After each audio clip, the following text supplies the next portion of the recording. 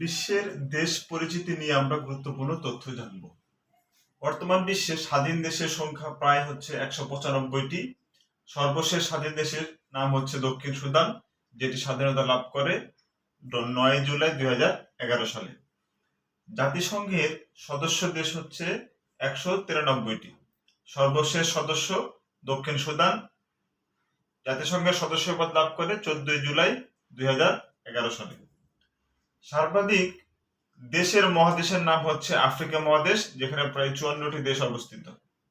কম দেশের মহাদেশ হচ্ছে দক্ষিণ আমেরিকা, যেখানে 12টি দেশ অবস্থিত।